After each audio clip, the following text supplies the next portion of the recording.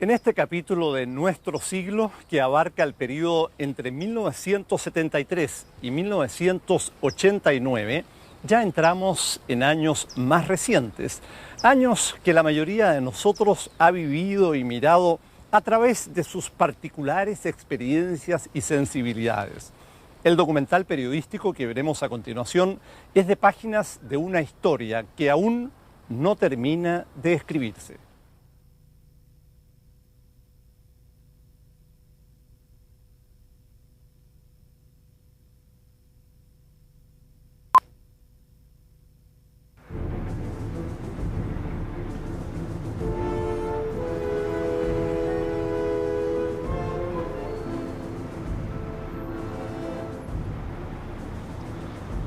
Salva el presidente de la República.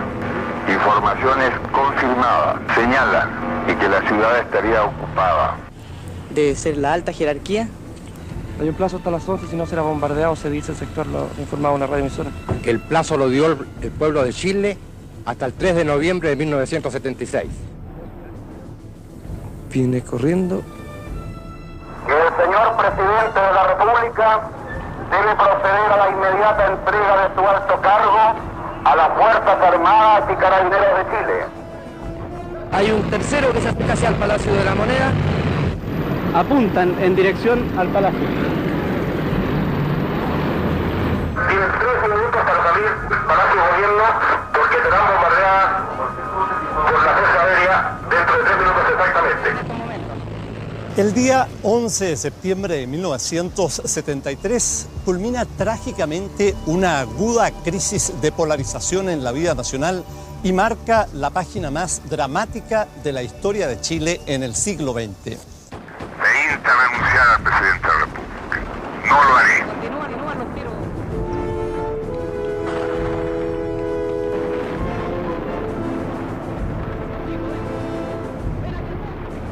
Así que no, por ningún motivo, si habla al Ministerio de Defensa, le digamos todo. Pero ahora, ataque a la moneda, fuerte. Trabajadores de mi patria, tengo fe en Chile y su destino.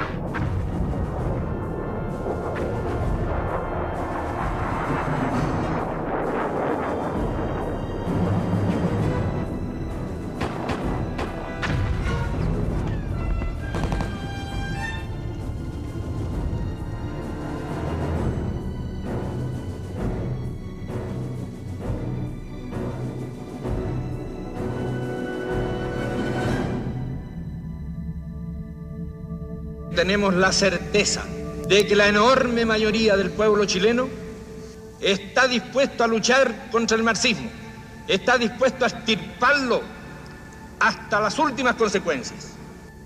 Las cámaras quedarán en receso hasta nueva orden. Eso es todo.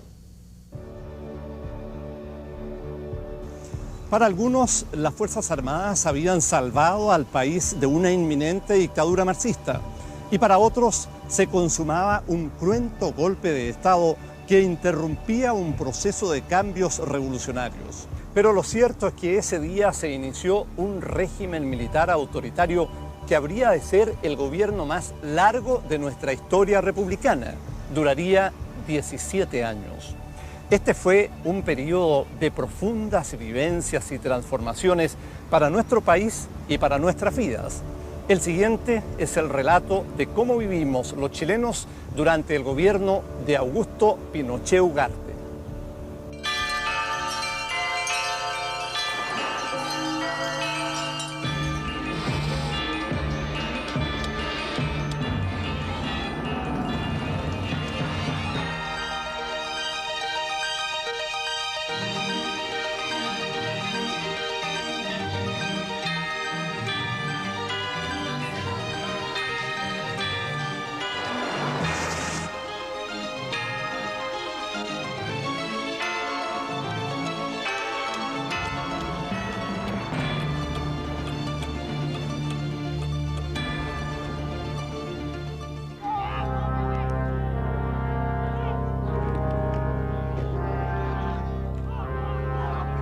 El día del golpe constituye una quiebre, una fractura súper potente en lo que fue mi vida y la de mis hermanos de ahí en adelante.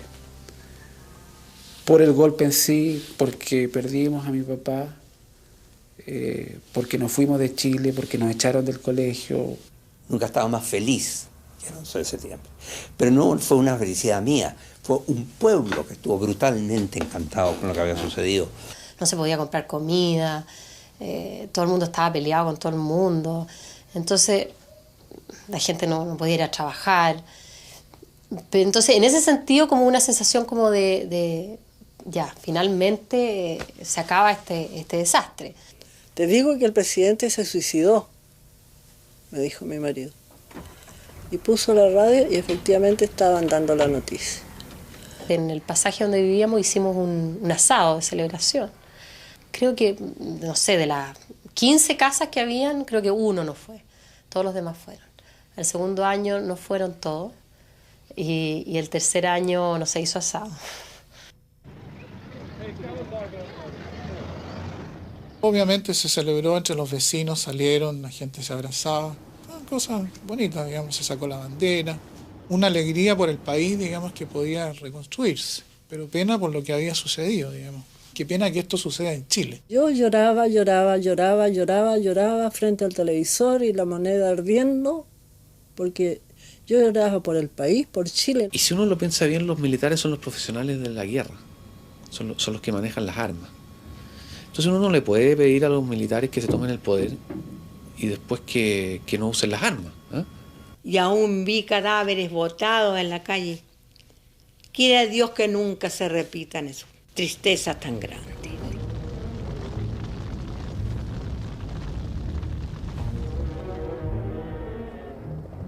En pocas horas, las calles, los barrios y las poblaciones de todo el país quedan bajo control militar.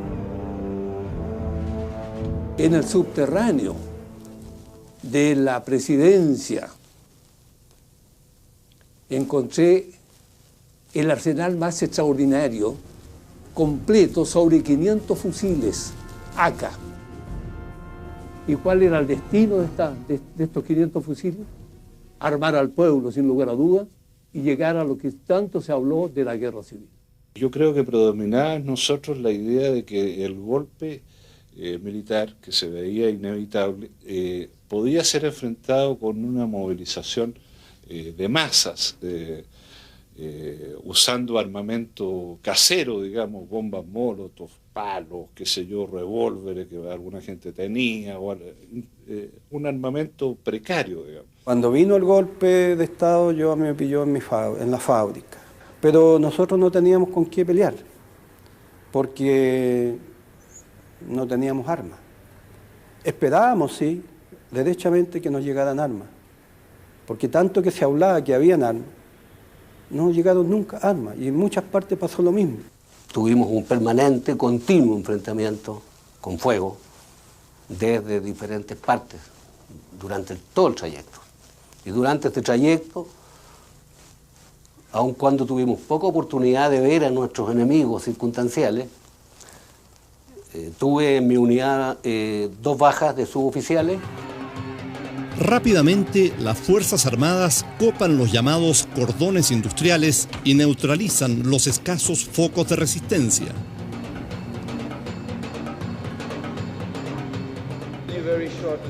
Según expresa públicamente la Junta de Gobierno, el propósito del golpe militar es restaurar la chilenidad, la justicia y la institucionalidad quebrantada durante el gobierno de la Unidad Popular. El país atravesaba por una honda crisis, moral, económica, social. Hay que cumplir con la ley y aquella gente que se ha desviado va a tener que asumir la responsabilidad de acuerdo a la ley en tiempo de Dios. En septiembre de 1973 mueren al menos 300 chilenos y más de 70 personas son detenidas sin que se sepa su paradero. La mayoría de ellos son dirigentes políticos, sindicales y sociales de los partidos de la Unidad Popular. Muchos son los chilenos que se refugian en las embajadas pidiendo asilo político. Otros serán expulsados del país por las autoridades militares. Es el inicio del exilio. Juráis, por Dios, por la patria y la justicia, cumplir y hacer cumplir los postulados del acta de constitución de la Junta. Sí, lo juro. La Junta de Gobierno consolida su mandato. Sí, lo juro. A través de bandos y decretos ley, cierra el Congreso, declara estado de sitio, suspende los derechos civiles e interviene los medios de comunicación. El tradicional Te Deum del 18 de septiembre, oficiado por el cardenal Raúl Silva Enríquez, se realiza en el Templo de la Gratitud Nacional. Además de la Junta de Gobierno, están también los expresidentes Gabriel González Videla, Jorge Alessandri y Eduardo Frei Montalva. Hoy, dadas las dolorosas circunstancias que hemos vivido, esta celebración cobra un doble significado. Venimos aquí a orar por los caídos y venimos también y sobre todo a orar por el porvenir de Chile.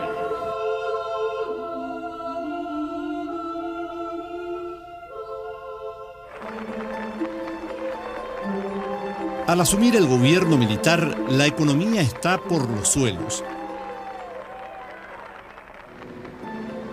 La inflación alcanza a más de un 500%.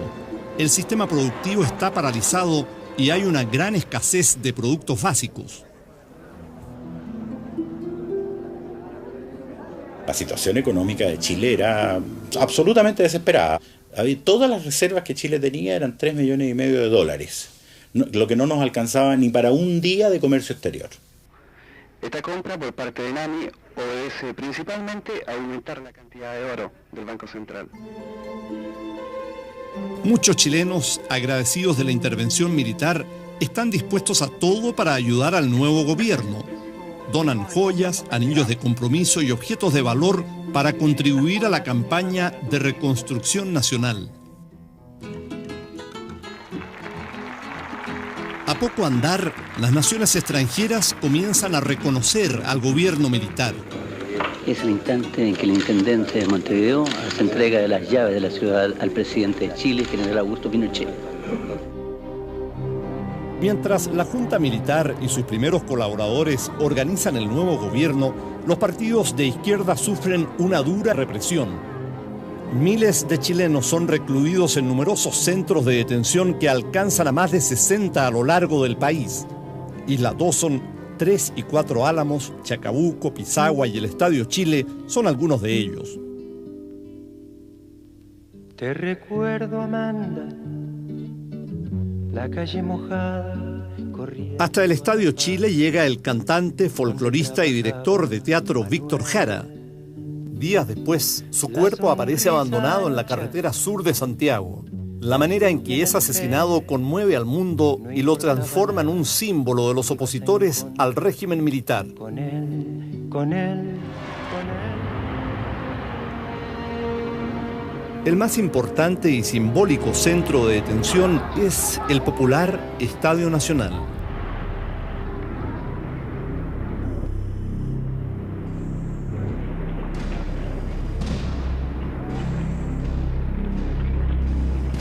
Estamos con Alberto Gamboa, ex director del diario Clarín. Y estamos esperando una resolución que proviene. Llegaba un par de tipos encapuchados, se le veían nada más que los hoyitos de los ojos.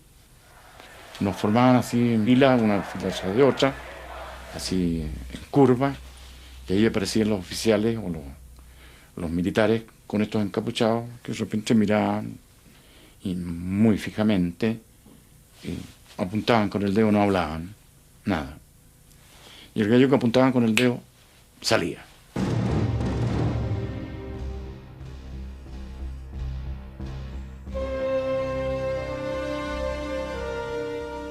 Llegaban a las 3, 4 de la mañana un grupo de civiles con una lista.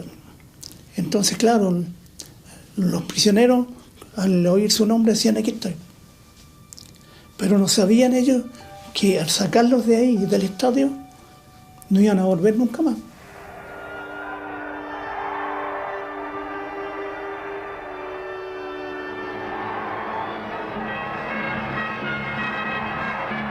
El Estadio Nacional deja de ser campo de prisioneros para transformarse en escenario de un curioso enfrentamiento deportivo.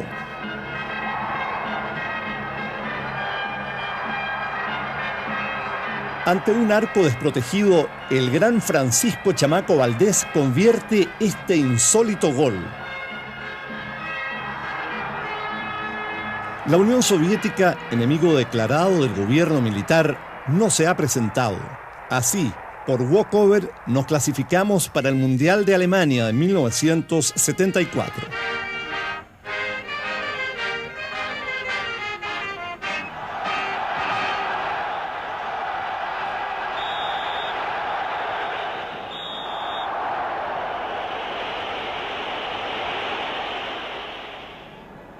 En canchas germanas, nuestro principal artillero e ídolo por excelencia, Carlos Caselli, es expulsado.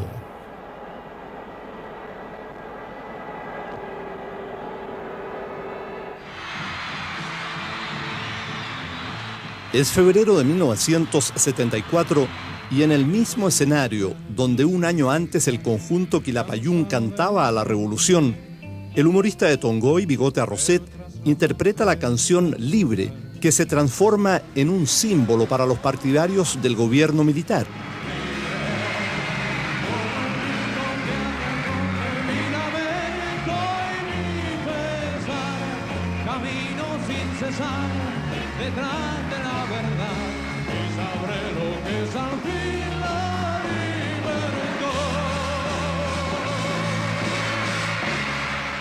Años más tarde, el propio general Pinochet visita la Quinta Vergara.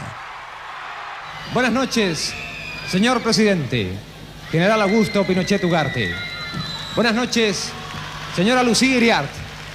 Muchas gracias por estar con nosotros.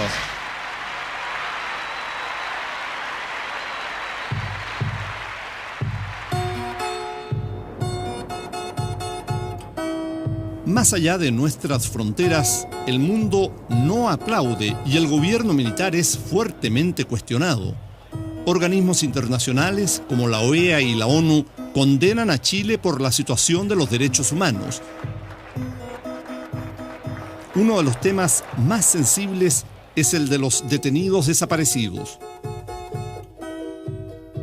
Ya el 74, el 17 de noviembre, ahí ya nunca más los detuvieron delante de nosotros y nunca más supimos de ellos hasta el día de hoy. Mi madre, junto a otros familiares y amigos, buscó incansablemente. Nos agarramos de cualquier rumor, de cualquier dato que hubiera. Eso hizo que mi mamá recorriera postas, hospitales, centros de detención, incluso la morgue, sin ningún resultado. Mi hija siempre me había dicho, mamá, por favor, a la niña primero que nada. La niña es para ti, por favor, por nosotros no te preocupes, por lo que más quieras, pero la niña que no le pase nada. Nunca más. Ella se acostó esa noche con sus padres y no los vio nunca más. Los restos de mi papá aparecieron hace muy poco tiempo. Cuando se removieron los restos que estaban enterrados en el patio 29, leí esa autopsia en donde, claro, la aberración de encontrar una gran cantidad de lesiones, más de 12 disparos, la aplicación de tortura. Mi padre, por lo visto, fue quemado, y no fue quemado con un solvente especial, sino que fue quemado con soplete. Yo había perdido a mi papá el día 11 de septiembre del 73 y más de 20 años después me volví a encontrar con él. Y para nosotros era la posibilidad de iniciar a partir de ese momento el duelo verdadero.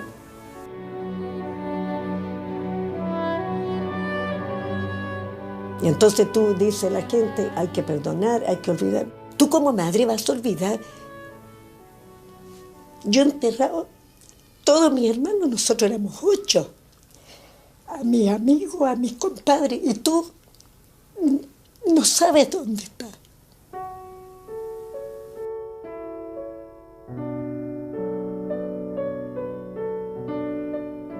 Años más tarde, el informe Rettig estableció que entre el 11 de septiembre y el 31 de diciembre de 1973, casi 2.000 personas murieron víctimas de la violencia en nuestro país. En esos días, 32 uniformados fueron muertos por opositores al régimen militar y 1.674 personas perdieron la vida por la acción de agentes del Estado o de civiles que actuaban a su servicio. De estas últimas, 633 corresponden a personas detenidas desaparecidas. En su recuerdo se levantó este memorial en el Cementerio General de Santiago.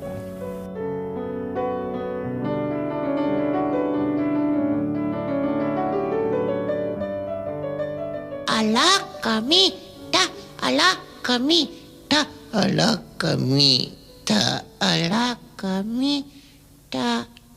Buenas noches, amiguitos. Aunque parezca increíble, los chilenos estuvimos 14 años bajo toque de queda. Pero al mal tiempo, buena cara, parece decir la juventud que se las ingenia para sacarle el jugo a la noche. Bueno, el toque de queda te complicaba, pero existía la fiesta de toque, por lo tanto te organizaba y pasaba y olvídate, eran a veces a las 8 o 10 de la noche hasta el día siguiente.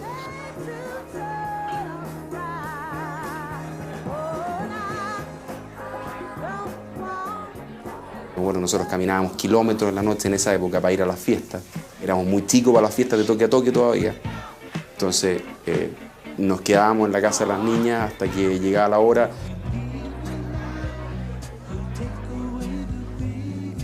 Ahí conocimos a nuestros principales amores. Esa es la parte romántica, poética y épica del toque de queda. Vida mía, pienses eso, que mi amor por ti de pronto ha terminado. Se podrá acabar el mundo, mas lo nuestro seguirá su rumbo ya trazado. A colocarle al general Augusto Pinochet. Frente a la necesidad de recuperar la economía, el general Pinochet, recién nominado jefe de Estado por la Junta de Gobierno, da un paso decisivo al apoyar a un grupo de economistas que harán historia, los Chicago Boys. Por instrucción de Su Excelencia el Presidente de la República, me dirijo al país para anunciar las medidas de carácter económico que se implementarán en la nueva etapa del proceso de recuperación económica del país. Con el ministro de Hacienda Jorge Caguas a la cabeza, el gobierno busca abrir la economía al mundo y disminuir el rol del Estado al mínimo, dejando al sector privado la responsabilidad del desarrollo productivo. Así, girando en 180 grados, los chilenos pasamos del estatismo al libre mercado.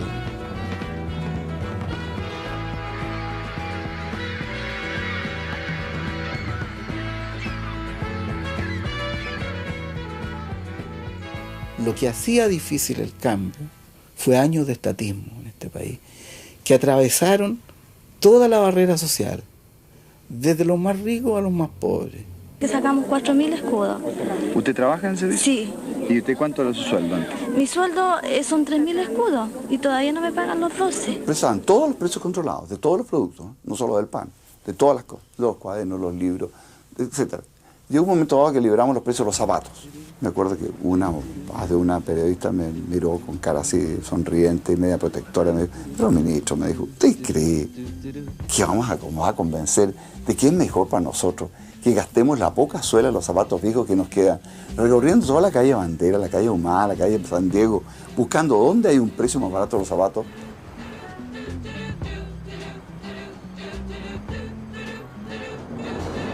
En 1975, ante la crisis internacional del petróleo, se aplica un audaz y severo tratamiento de shock. Es urgente disminuir la inflación y el gasto público se reduce drásticamente. En una cirugía rápida y a fondo, 100.000 funcionarios públicos son despedidos, muchas empresas privadas tambalean y el desempleo llega a un 20%. A mi casa llegó gente conocida que estaba cesante. La verdad es que a veces uno tiene pesadillas. Yo las pesadillas que tenía eran con los cesantes.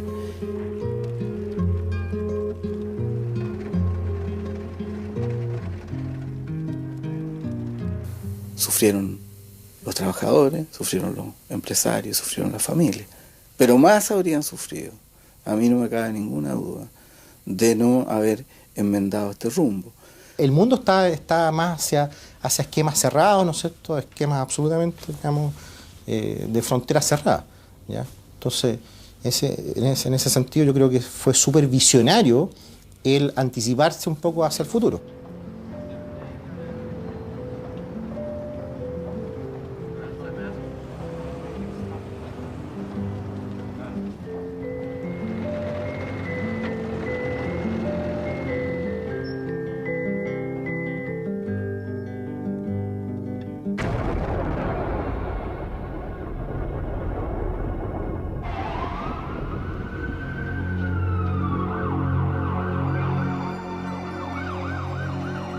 Después del asesinato del ex comandante en jefe del ejército, general Carlos Prats, y del atentado en Roma al ex vicepresidente y líder demócrata cristiano Bernardo Leighton, en Estados Unidos es asesinado el ex canciller Orlando Letelier. El FBI inicia la búsqueda inmediata de sus autores.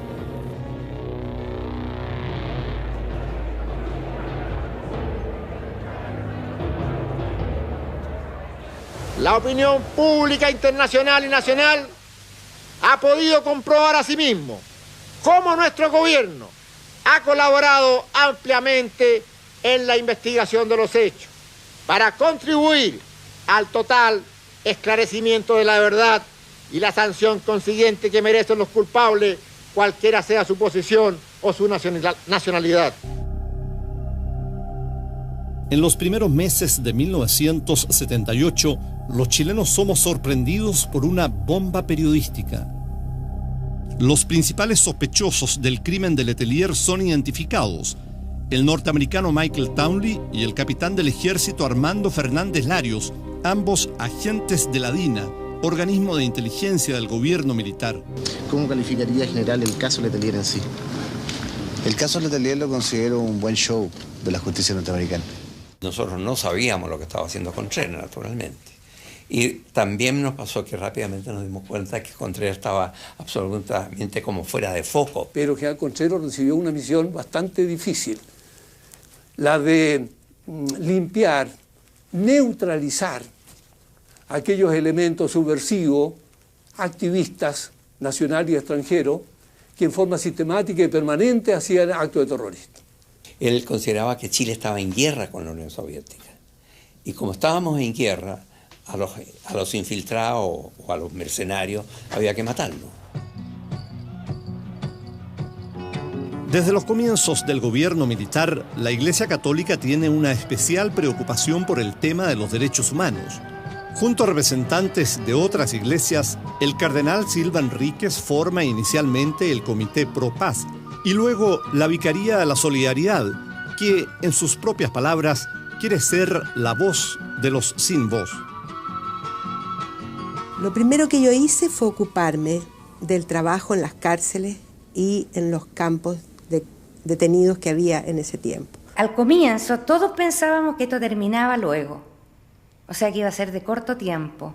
Entonces era la emergencia, la ayuda inmediata, etc.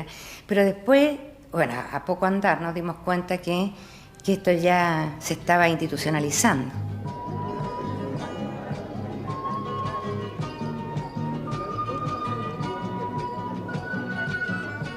La tortura en la primera época no tenía el límite, la época latina sobre todo no tenía el límite de preservar la vida. Después había un cierto cuidado en que tratar de que sacarle toda la información. Lelia Pérez, militante del MIR en la clandestinidad, a los 18 años es tomada prisionera por la DINA. Su destino, Villa Grimaldi. Nos tomaron detenidos a Víctor Hugo y a mí el 24 de octubre de 1975. Una de las maneras de presionar era el que yo viera cómo lo torturaban a él y él viera cómo me torturaban a mí. Yo estaba embarazada, así que me sentía tremendamente más frágil. Me encadenaron a un árbol que todavía está en el Parque por la Paz y simplemente se dedicaron a golpearme con cadenas y patadas y todo lo demás, ¿no? Hasta producir el aborto.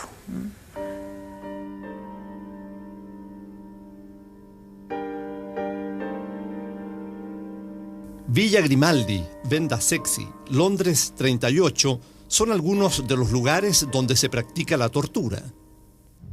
En agosto de 1977, la DINA es reemplazada por la Central Nacional de Informaciones CNI. Su misión es coordinar las labores de inteligencia. Sin embargo, funcionarios de la CNI se verán involucrados en actos de represión a opositores y en procesos por crímenes como el del líder sindical Tucapel Jiménez y la llamada Operación Albania, entre otros.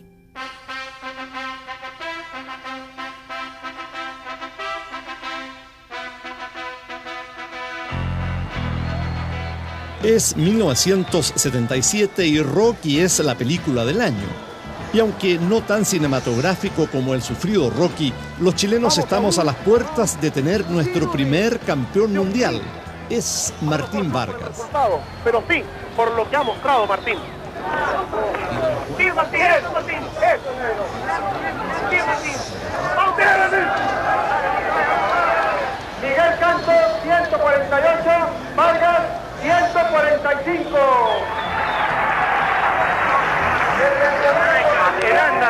Aunque Vargas perdió en 3 oportunidades su opción al título mundial en categoría mosca, la expresión "pega Martín, pega" se queda en el lenguaje popular.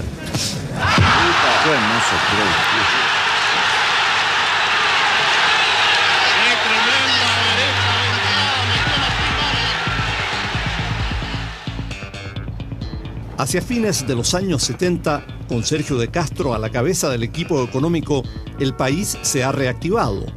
La inflación baja, la economía crece y las empresas diversifican su producción. Sentíamos que el país estaba estaba viviendo una etapa trascendente. Sentíamos que el país se estaba transformando, que se estaba transformando de un país antiguo en un país moderno. Oye, Víctor Manuel. En 1978, Pinochet anuncia las 7 modernizaciones, entre ellas el traspaso del sistema previsional y parte del de salud a manos privadas. Nacen las AFP y las ISAPRES. Bueno, había muchos países que tenían apertura al comercio exterior, pero un sistema privado de pensiones no tenía ningún país. Y Chile fue el que lo puso en práctica, y desde ese punto de vista es revolucionario.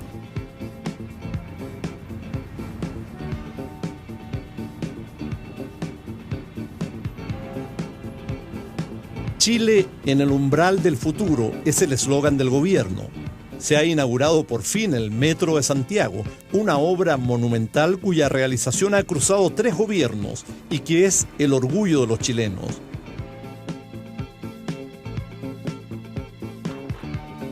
Nacen los caracoles y se inaugura el Cosmocentro Apumanque, precursor de los malls que una década después proliferarían en las grandes ciudades del país. La economía se abre al mundo y las vitrinas se llenan de atractivos productos importados. Llega la plata dulce.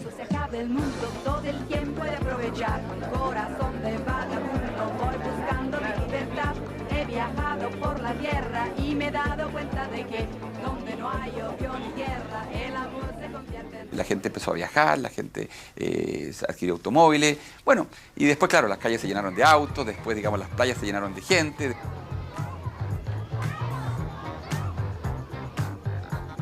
Yo en ese tiempo crecí, como comerciante crecí, llegué a tener varios negocios, empecé a importar, porque había que importar, y además que los bancos empezaron a prestarte plata.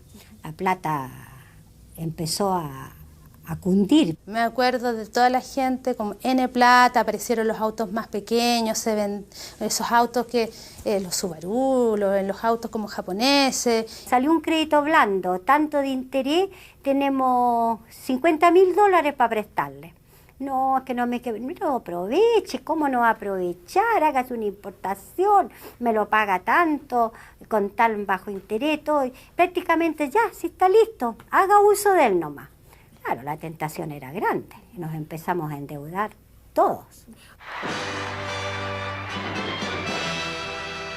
En el Festival de Viña del Mar de 1978, Televisión Nacional introduce uno de los hitos más significativos en la historia de las comunicaciones en Chile, la televisión en colores.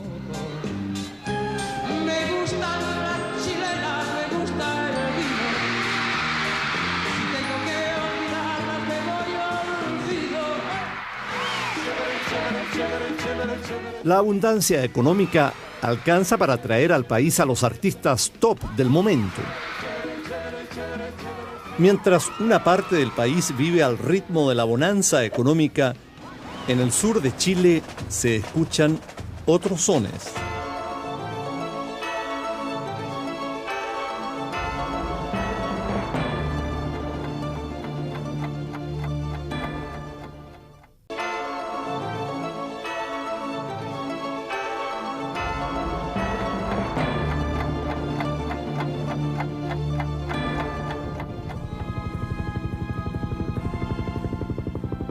Las cartas se demoraban un mes. Habían solamente algunas huellas de caballo, qué sé yo, y prácticamente... Teníamos que cruzar este lago en bote. No había camino a Puyuhuapi.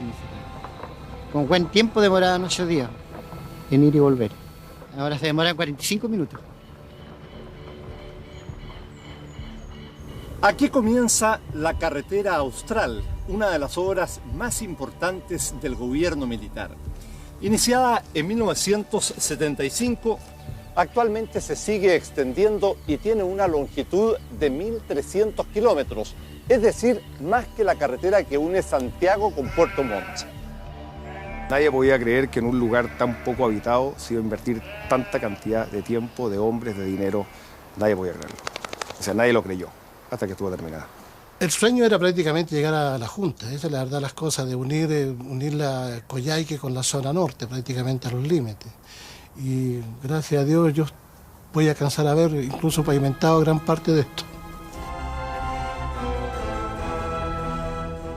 Más allá del trabajo y esfuerzo que significó, esta tremenda obra nos ha permitido marcar soberanía en un territorio virgen y comunicar a más de 30 localidades con el resto del país.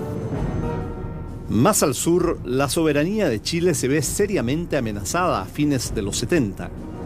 Todo comienza cuando Argentina desconoce el fallo arbitral que otorga a nuestro país la posesión de las islas Nueva, Picton y Lennox, ubicadas en el Canal del Beagle.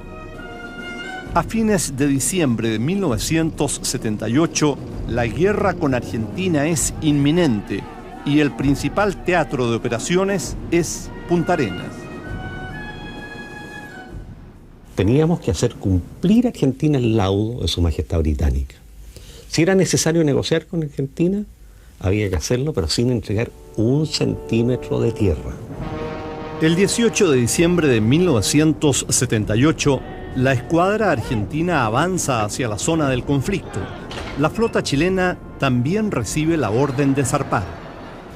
En la madrugada nos despierta el personal que había quedado de seguridad, gritando que viene el enemigo. Y eso fue el punto más crítico, álgido que vivimos nosotros, estimativamente entre el 20 y el 22 de diciembre. Esperábamos en un momento cualquiera una invasión. Entre tanto, nerviosas gestiones diplomáticas intentan evitar la guerra. El Papa Juan Pablo II acepta mediar entre las partes. Miles de hombres preparados para el combate celebran el alejamiento de la sombra de la guerra.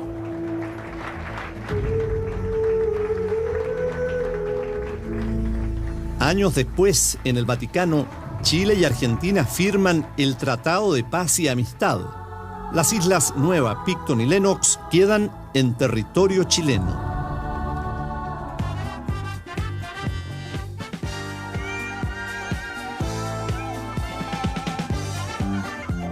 Mientras tanto, John Travolta y su fiebre de sábado por la noche repleta los cines y revoluciona las costumbres de los jóvenes chilenos. Ha llegado la onda disco.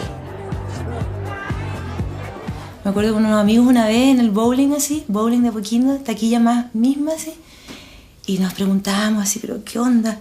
¿Qué va a pasar cuando se acabe la música disco? O sea, ¿para dónde va nuestra vida así? Existía la fiesta, tenía un carácter de alguna manera distinto, probablemente muchos de nosotros movíamos entre el tema del rock y el canto nuevo.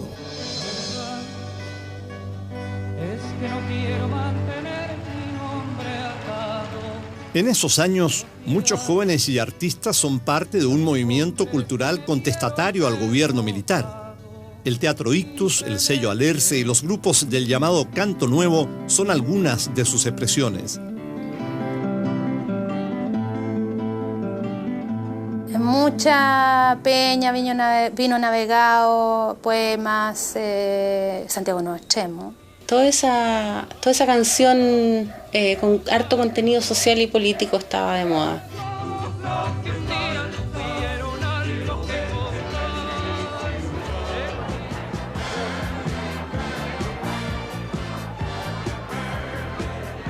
Yo tenía una blusa de raso roja con puntitos, unos peinados así como brushing, faldas con tajo, tacos de aguja, medias caladas, medias con raya negra atrás.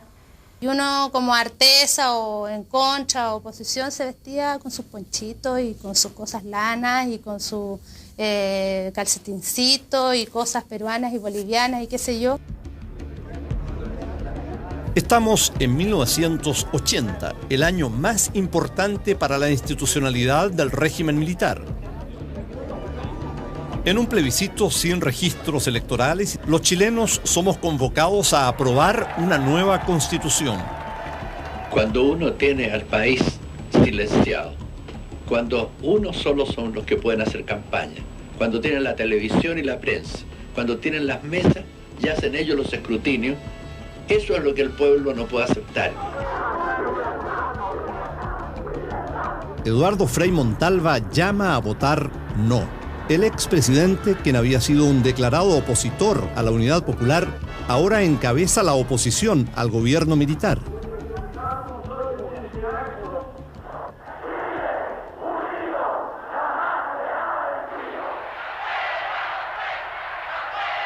El sí gana con un 67,6% de los votos. Estamos celebrando un triunfo que es el triunfo de Chile. Y hemos demostrado al mundo cuán democrático es esta nación y que no necesita que nadie nos venga a dar enseñanza con la lección que le damos. En el mundo, una frágil misionera llena de fe y convicción ha recibido el Premio Nobel de la Paz. Es la Madre Teresa de Calcuta. En Nueva York, víctima de un fanático, muere uno de los genios musicales del siglo XX, John Lennon. En el cine surge un nuevo imperio. George Lucas, con la Guerra de las Galaxias, inicia una saga que marcará a más de una generación.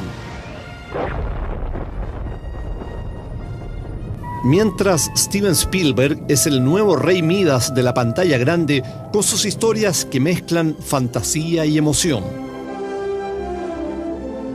Bienvenidos a otro programa del Festival de la Una. En Chile, el Festival de la Una ya es un clásico del mediodía, y las vedettes y bailarinas colman las pantallas de TVN con mucho sabor latino. Sabor, sabor latino. Algo grande están haciendo en la década de los 80. Ya se siente la atmósfera saturada de aburrimiento. Los niños y los padres vieron lo que cuando los vi tocar por primera vez, o sea, en el Teatro Apoquindo, fue impresionante, porque dije, ¿qué es esto? O sea, son los Beatles en la caverna, no lo podía creer. Se produjo en mí como cierto fanatismo, así como, ¡guau! Sí, Los Prisioneros, increíble, así. Compañeros de colegio en un liceo de San Miguel, hijos de la clase media, Los Prisioneros cantan con fuerza lo que miles de jóvenes chilenos quieren decir. Muevan las industrias. En 1982, el llamado boom ha terminado. Chile vive la crisis económica más fuerte desde los años 30.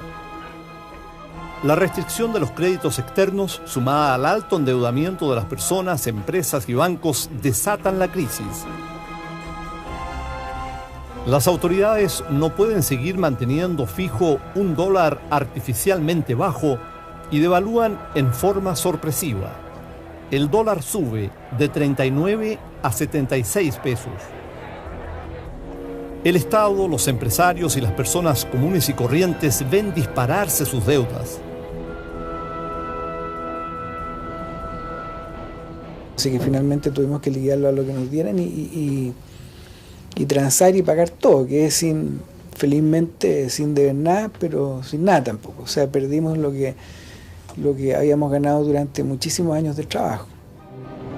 1983 se inicia con un terremoto financiero. El gobierno anuncia la intervención de algunos de los más importantes bancos y financieras que están al borde de la quiebra. La cadena de quiebras se había iniciado con algunas de las industrias más importantes del país. Más de 800 empresas cierran sus puertas y la cesantía supera el 20%, el nivel más alto en décadas.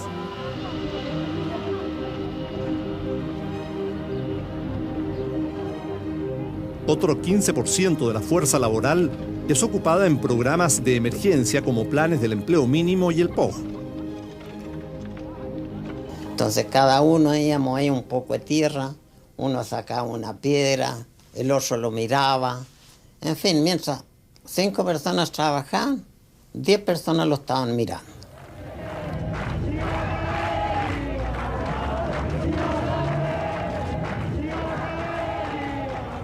Nadie dio una orden, pero aquí empezó, a la hora precisa que empezaron las noticias, empezó el caceroleo.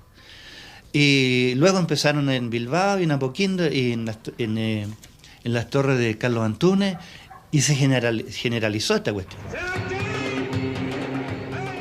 Es el 11 de mayo de 1983 y los trabajadores del cobre han convocado a una protesta contra el gobierno. El apoyo al movimiento es sorprendentemente masivo. Se inician las llamadas protestas pacíficas. Era un ruido característico, el bocinazo, el tatán, tatán, o sea, iba a caer. Quedamos como muy sorprendidos del nivel de convocatoria y las ganas que tenía la gente de hacer algo. Entonces ahí empezamos con los temas de las protestas. Empezaban en la Plaza Italia al mediodía, a las 11 de la mañana. Ese era como el punto de partida del tema. La universidad era cara. Mi papá realmente trabajaba de lunes a domingo para pagar la universidad. Entonces a mí me parecía ilógico que uno estuviera dedicado a discutir de política en lugar de estar estudiando.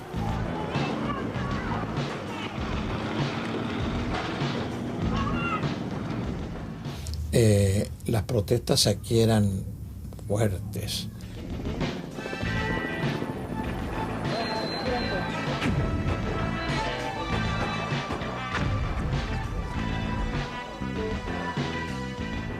Que tenías todos los días tenías manifestaciones, protestas y muertes, o sea, y velatones y gente, y ir a enterrar muertos.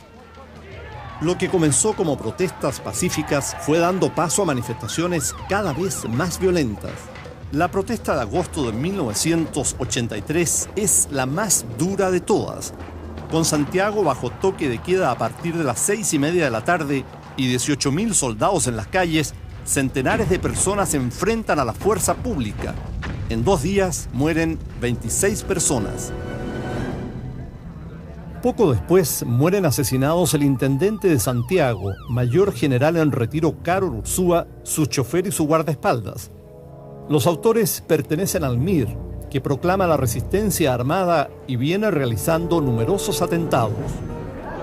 En la emergencia, el nuevo ministro del Interior, Sergio Onofre Jarpa, inicia contactos con algunos de los partidos de oposición. A su vez, el nuevo arzobispo de Santiago, Juan Francisco Fresno, impulsa conversaciones entre distintos sectores políticos que firman el llamado Acuerdo Nacional. Y aunque no hay entendimiento con el gobierno, después de 10 años de régimen militar, las fuerzas políticas comienzan a reorganizarse. La oposición obtiene permiso para efectuar su primer acto público masivo. Es la génesis de lo que después sería la concertación de partidos por la democracia. La oposición unida inicia la gran cruzada para la restauración impostergable de una auténtica democracia.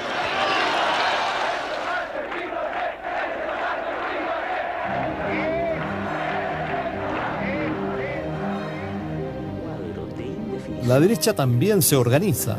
Los gremialistas forman la Unión Demócrata Independiente.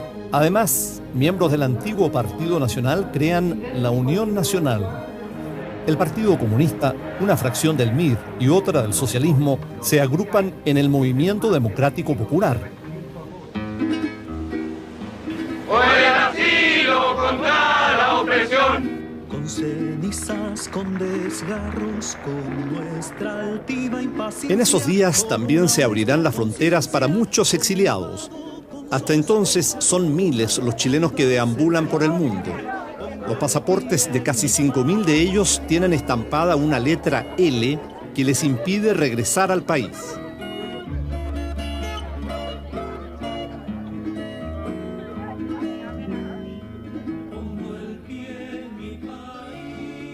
Yo pensé que iba a ser por unos 6 meses, 1 año máximo, un par de años. Recuerdo que había un español que, no te hagas ilusiones, hombre, me decía. Esto es para 20 años. La gran mayoría de los chilenos que llegamos al exterior, en Londres, estamos todos con las maletas hechas los primeros 5, 6, 7, 8 meses.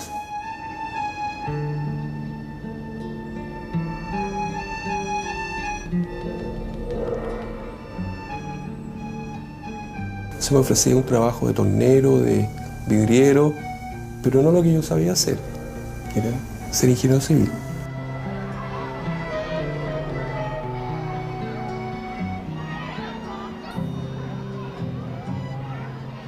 Bueno, mis hijos llegaron de 5 meses, rápidamente se convirtieron en niños ingleses. Jugaban cosas inglesas, cantaban canciones inglesas que yo no sabía. Pedí autorización porque me avisaron que mi padre estaba muy grave. Fui y argumenté eso. No me dieron nunca respuesta, hasta la fecha la estoy esperando. El 20 de agosto de 1983, el gobierno autoriza el ingreso de 1.149 exiliados. Chilenos en todas partes del mundo se buscan incesantemente en las listas que cada cierto tiempo permiten que muchos, como Pedro y Luis Felipe, regresen. Un atípico ingeniero de 36 años, pelo largo y pinta de hippie, llega al Ministerio de Hacienda. Hernán Vigi, menos ortodoxo y más pragmático que sus antecesores, viene decidido a demostrar que el modelo de mercado, pese a la seria crisis económica que hemos vivido, sigue vigente. Los pilares de su programa eran las exportaciones, el ahorro y el fortalecimiento de la empresa privada. Hernán siempre lo decía, de que Chile, dado su tamaño, la única manera que tenía de crecer era siendo un país exportador. La primera política social es tener crecimiento económico. Si no tenemos crecimiento económico, no podemos insertar a los más pobres en el desarrollo.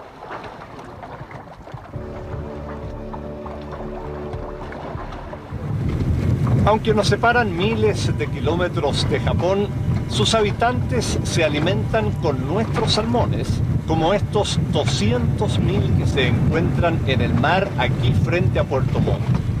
El fomento de las exportaciones fue una de las medidas económicas fundamentales del gobierno militar, cuando hizo suyos los principios de la economía de mercado.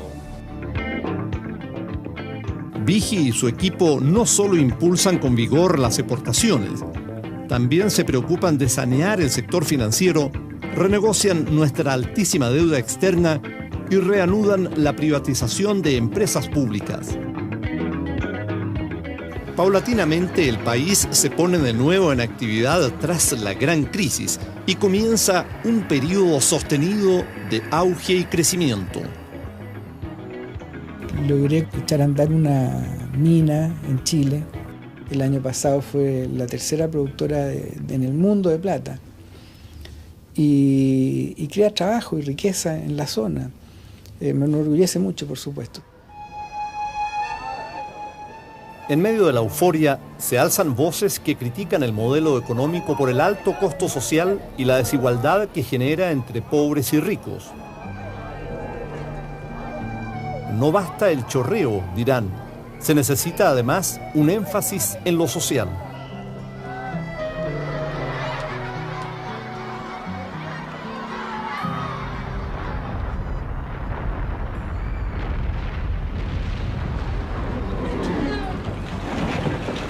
Señora, ¿ustedes lograron salvar algo? Nada, señor, nada, todo se destruyó. Sí. Estábamos tomando once cuando viene el remesón ahí, por sacar a mi marido, ahí se cayó esta muralla.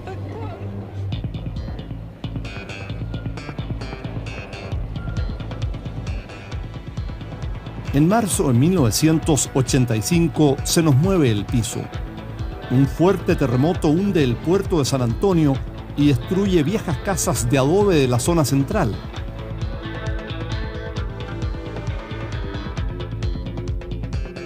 Días más tarde, otro escalofriante suceso sacude a Chile. 3 militantes comunistas aparecen degollados en el camino a Quilicura. Entre ellos, el sociólogo de la Vicaría de la Solidaridad, José Manuel Parada. ¡Por favor! ¡Exijamos justicia de una vez por todas!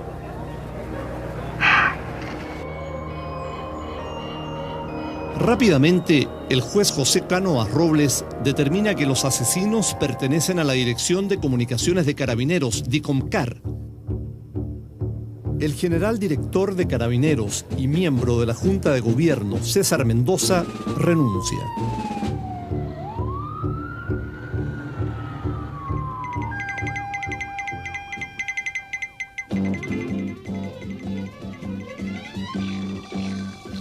Totalmente destruida resultó la torre número 510 de Endesa, ubicada en Lo Carballo, sector de Calera de Tango, 23 kilómetros al sur de Santiago. Por esos años, el Frente Patriótico Manuel Rodríguez, que desde 1983 viene realizando serios atentados con explosivos, ha iniciado una masiva internación de armas. Yo pensaba que podía hacer alguna acción, no sé, de sabotaje contra algún barco, no sé, cosas que pensaba yo en mi imaginación. Jamás me imaginé que iba a ser algo tan maravilloso como lo fue la internación de armas. En la caleta de pescadores de Carrizal Bajo, en el norte del país, los planes subversivos sufren un sorpresivo revés. Por errores de seguridad, fundamentalmente de seguridad. En un rastreo que hace uno de los agentes, encuentra un fusil M16, no encontró más, encontró uno.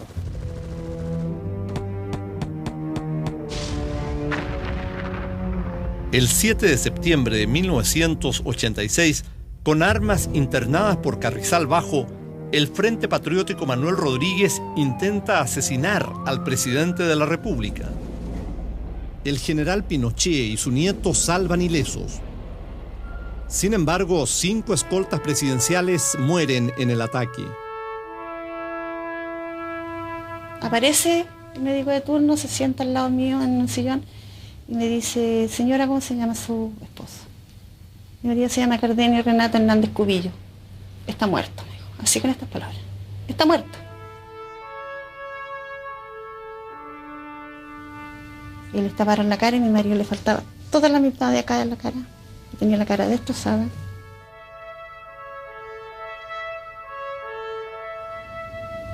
Una persona, creo que bien bondadosa. Y ella ya tiene el lindo recuerdo del papá. Si hubiera pasado esta capa y explota adentro, no queda nadie vivo lo que está dando. Pero esto prueba que el terrorismo es serio, que es más grave lo que están hablando, que es más serio lo que están hablando, y que ya está bueno que los señores políticos se den cuenta que estamos en una guerra entre el marxismo y la democracia. O el caos o la democracia. Ellos sabrán lo que vamos a hacer. Además me acuerdo lo increíble que era como alguna gente lo negaba.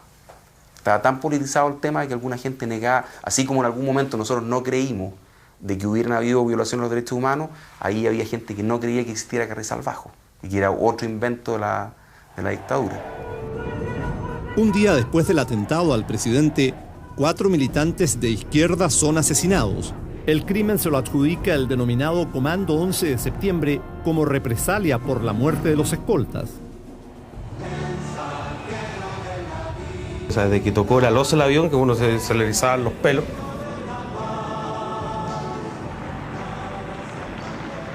Salía, corría a verlo, al paso de él. Aquí en San Diego lo vi la pasada ahí. El Papa Juan Pablo II llega a Chile y visita el Palacio de Gobierno. El instante preciso en que el Santo Padre saluda ahora al presidente Pinochet, quien está acompañado del ministro del Interior, fuera de programa, fuera de protocolo. Su Excelencia ha invitado al Santo Padre a asomarse a uno de los balcones del Palacio de la Moneda para saludar a los miles de chilenos que desde la Plaza de la Constitución desde muy temprano esperan precisamente este momento. Es realmente impresionante la cantidad de pañuelos. En el Parque La Bandera recibe el testimonio de los pobladores. Vivimos en la angustia y la preocupación porque no lo alcanza la plata. Y por eso, por esa causa nos cortan el agua y la luz. Esa noche, 90.000 jóvenes esperan al Papa en el Estadio Nacional. Cuando hubo que hacer silencio, fue un silencio de los más profundos que yo he podido escuchar, el silencio de esa gente. Y escuchar el silencio de 100.000 jóvenes no es sencillo.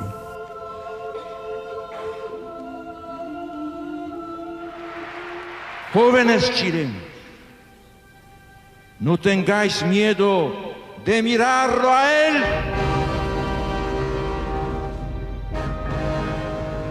En el Parque O'Higgins, el Papa beatifica a la que sería unos años más tarde nuestra primera santa, Sor Teresa de los Andes. Teresa de los Andes pueda ser de ahora en adelante llamada beata en el nombre del Padre y del Hijo y del Espíritu Santo. Amén. Estábamos afuera y empezamos a ver que la gente empieza a salir del parque. Cada vez más, cada vez más. Y dijimos, extraño. El Papa todavía no termina de hablar. ¿Qué pasa? Y de repente nos dicen que adentro hay enfrentamientos. Y entramos y ya era una batalla campal impresionante, ¿sabes?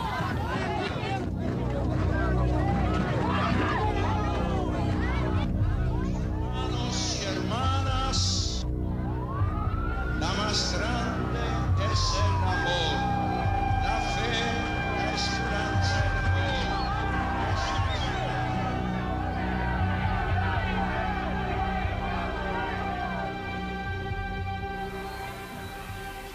el amor es más fuerte.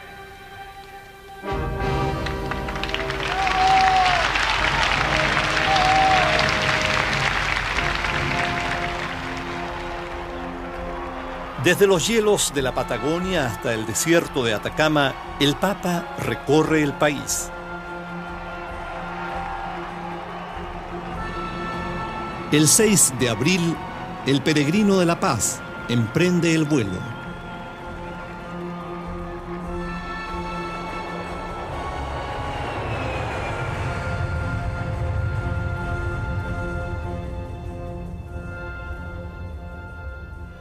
1988 viene más movido que nunca.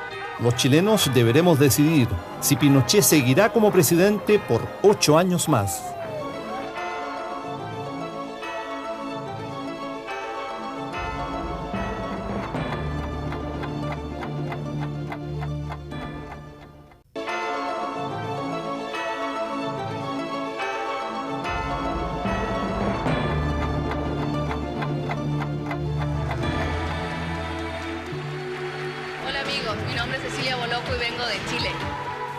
Y después cuando le habló al oído el hombre, que nunca supimos lo que le dijo el animador, lo que le dijo a la Cecilia, algo al oído.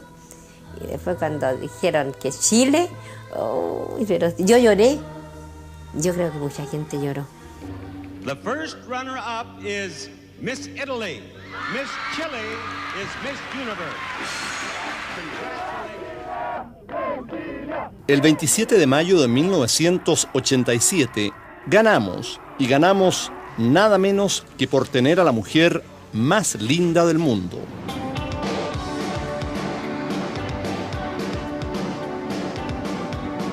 ...1988 viene más movido que nunca, pero no solo en la playa, sino también en la arena política. Es el año del plebiscito.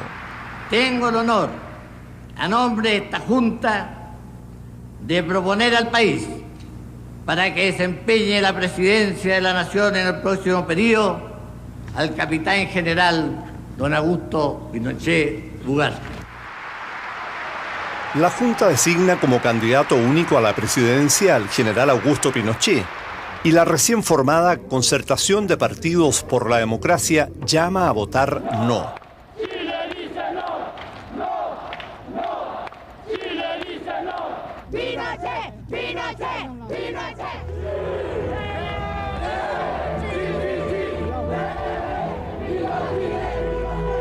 De ganar el sí, Pinochet seguirá en la moneda por 8 años más. De ganar el no, habrá elecciones presidenciales y parlamentarias abiertas al año siguiente. Integrar cadena nacional a partir de este instante. Y nos juntábamos en la noche o en la tarde a ver el sí y el no, los spots publicitarios de la campaña.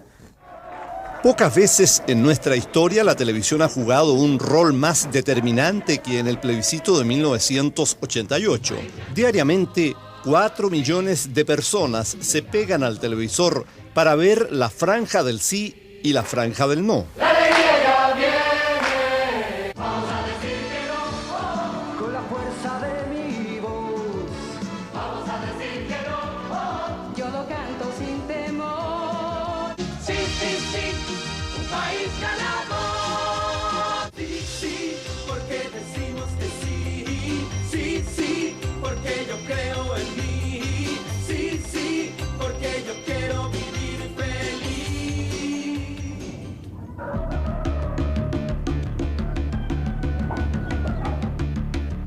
El día del plebiscito la gente se levanta temprano y la afluencia a los locales de votación es enorme. En estos momentos el local se encuentra completamente lleno. El orden que tiene que haber aquí, con número de mesa, al final no lo dejan ni votar. El universo electoral alcanza un récord inédito. 7,5 millones de chilenos que viven un clima nervioso y expectante en todos los rincones del país. Con la economía en franca expansión, el general Pinochet confía en su triunfo, pero la Concertación está convencida de que la gente quiere un cambio más allá de lo económico. Sí.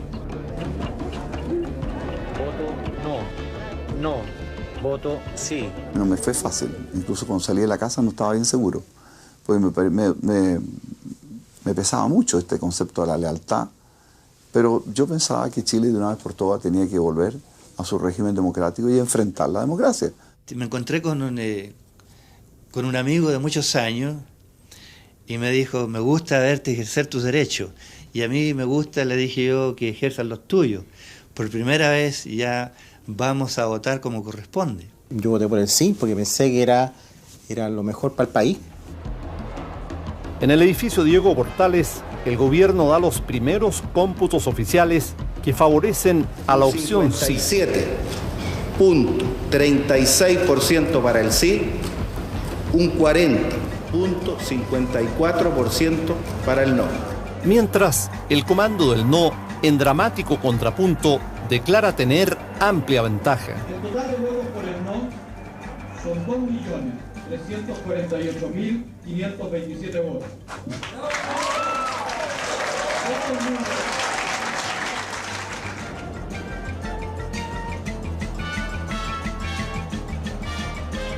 Cae la noche y los resultados oficiales no se han dado a conocer. La tensión cunde entre los partidarios de ambas opciones. El problema era que teníamos temor, y no era injustificado, de que pudieran hacerse algún tipo de maniobras o algo pasara. En ningún momento pensé que no iban a entregar el poder. Era como impensable que por un plebiscito iba a dejar el poder. Parece que realmente se ganó el no. Yo tengo, al menos para mí, yo lo tengo bastante claro ya. Esta es la hora de demostrar que por sobre la contingencia está Chile y sus valores permanentes. En consecuencia, acatamos los resultados que el país ya conoce y que serán determinados en definitiva por las instancias competentes. Ha sido la declaración que el ministro del Interior, Sergio Fernández, ha dado a conocer. El resultado es definitivo. El sí ha obtenido el 44% de los votos, el no el 53%.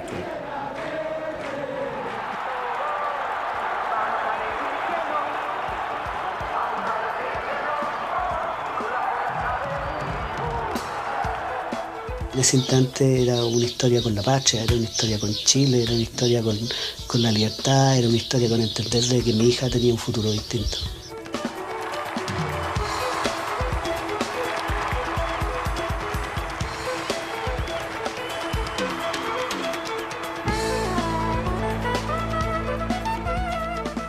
Sí, me acuerdo cuando salimos en los autos con las banderas y a gritar yo con todos los niños, me acuerdo, arriba con las puertas abiertas, era maravilloso. Ya, Plaza Italia llena de gente, todos gritando, fue lindo. El día siguiente, al ver en la calle la manifestación de la gente, que efectivamente había un deseo muy fervoroso de cambio. La gente había pasado demasiados años, la gente quería una cosa distinta, una expresión diferente. Nosotros colocamos la canción nacional, cantamos, los dos con mi señora no, pues no salíamos por fuera tampoco. Es 1989. Mientras en Chile se aprueban por un 86% las reformas a la Constitución, el mundo sale a las calles. Cae el muro de Berlín y se derrumba como un castillo de naipes el bloque comunista que ha dirigido por 50 años a la Europa del Este. Los chilenos vemos asombrados ante las pantallas de televisión cuando miles de alemanes se disputan como un trofeo los trozos del muro. Ha quedado atrás la Guerra Fría y en medio de los cambios políticos, el mundo toma conciencia de una amenaza mortal, el SIDA. Millones de mujeres no pueden creer cuando el galán de cine Rod Hudson admite su homosexualidad, cuenta que tiene SIDA y muere dolorosamente aniquilado por el temido VIH. En Chile, el primer caso de SIDA es detectado en 1984. A esas alturas, en el mundo ya hay más de 200.000 enfermos y 20 millones de posibles portadores del virus que se contagia principalmente por contacto sexual.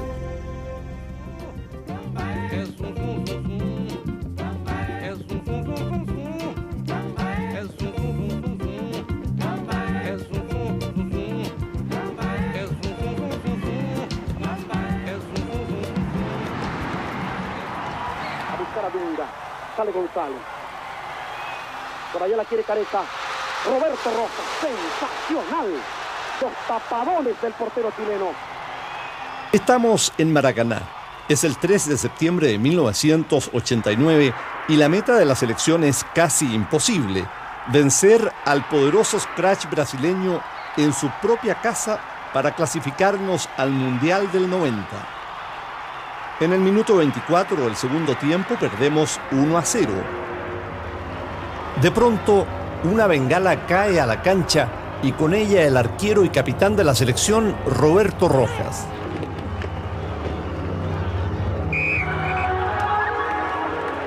Incluso pensé en el momento, dije, por la flauta, no le vaya a caer en la cabeza a Rojas esta cuestión, lo que sea.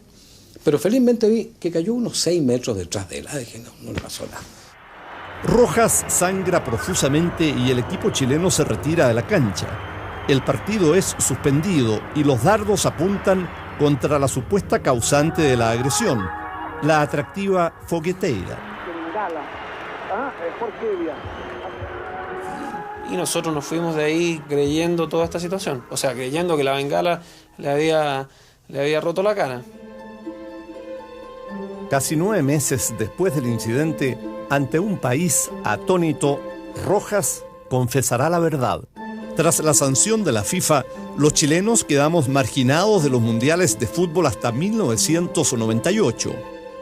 Mientras la fogueteira triunfa desnuda en la primera página del Playboy, el cóndor es suspendido de por vida.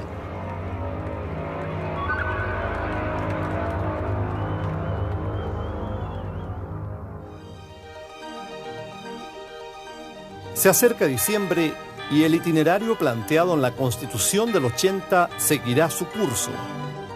Después de 19 años, los chilenos elegiremos un parlamento y un presidente de la República.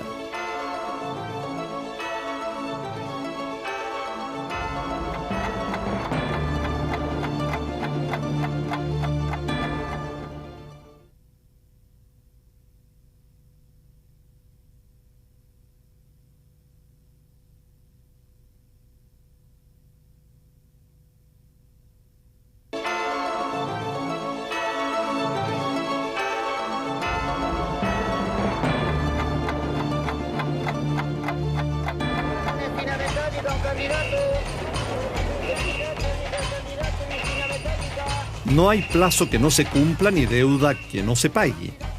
Estamos en 1989 y después de 19 años los chilenos volveremos a elegir un presidente y un parlamento en elecciones abiertas, secretas e informadas. Un clima de normalidad se vive en la campaña. Vigi es el hombre, es el lema del ex ministro y conductor del despegue económico, quien postula apoyado por los partidos de derecha.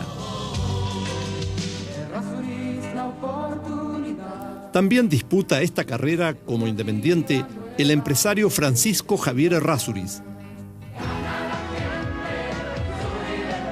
La campaña de Patricio Aylwin, candidato de la Concertación de Partidos por la Democracia, apela a una gesta colectiva. Gana la gente, es su eslogan.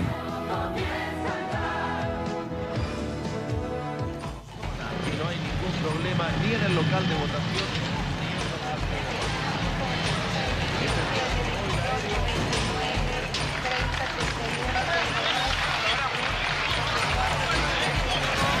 Señor Vigi, 29,4%.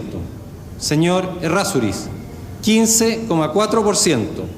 Señor Aylwin, 55,2%. El 14 de diciembre de 1989, Patricio Aylwin obtiene mayoría absoluta. Tenemos un nuevo presidente. ¡Vámonos tranquilos!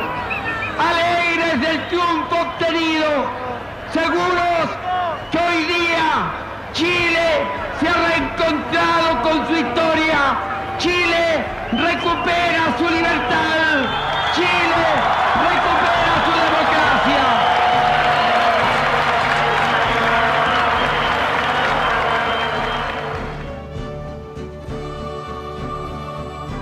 El domingo 11 de marzo de 1990 es un día que muchos chilenos tienen en su memoria. En esta sala del nuevo Congreso Nacional, el general Augusto Pinochet Ugarte le entregó el mando de la nación al recién elegido presidente Patricio Elwin Azócar. Ese día también juró el nuevo Parlamento, en el que estaban representadas la mayoría de las fuerzas políticas del país. Chile celebraba el retorno a la democracia.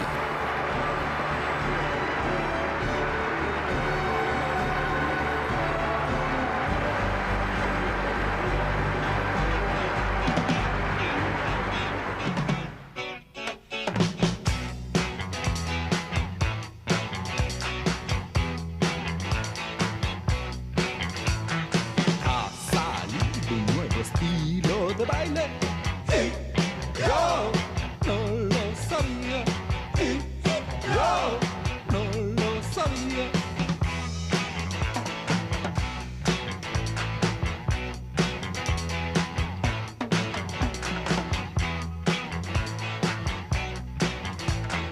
En las discos todos lo practican, pero yo no voy a las discos. Pero yo no voy a las discos.